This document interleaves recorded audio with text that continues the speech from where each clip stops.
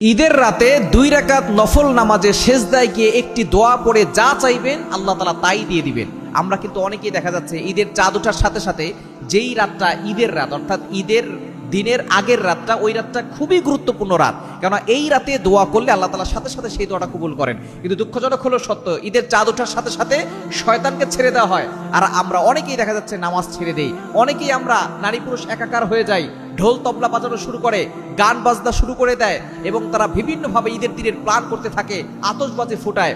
মনে করবেন যারা এইভাবে কাজ করতেছে, যারা অন্যায় কাজ শুরু করে দিচ্ছে ঈদের চাঁদ ওঠার সাথে সাথে, তারা এই সারা রমজান জুড়ে যে ইবাদতগুলো করেছে সকল ইবাদতগুলো নষ্ট হয়ে যাচ্ছে। এজন্য ইবাদতগুলো নষ্ট করা যাবে না। ঈদের রাতে আপনি 2 রাকাত নফল নামাজ পড়ে আল্লাহর কাছে যা চাইবেন আল্লাহ তাআলা সেটাই দিবেন। কারণ নফল নামাজ এবং ঈদের রাতে দোয়া করলে দোয়া কবুল হয়, রাসূলুল্লাহ সাল্লাল্লাহু আলাইহি ওয়াসাল্লাম নিজে বলে দিয়েছেন।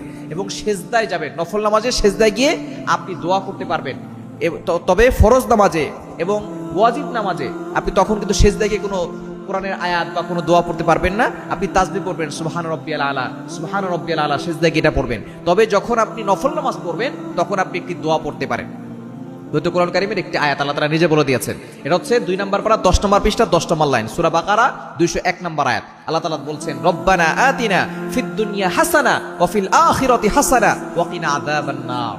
আপনি সেজদায় গিয়ে 2 রাকাত নফল নামাজে সেজদায় গিয়ে সুবহান রাব্বিয়াল আলা 3 বার 5 বার যা পারেন পড়ে এরপর রব্বানা আতিনা ফিদ দুনিয়া হাসানা ওয়া ফিল আখিরাতি হাসানা ওয়া কিনা আযাবান নার, এটা আপনি 3 বার পড়ে এরপর আপনি আল্লাহর কাছে বাংলায় দোয়া করতে পারেন। এরপর আপনি আল্লাহর কাছে যা চাইবেন আল্লাহ তাআলা সেটাই কবুল করে নেবেন।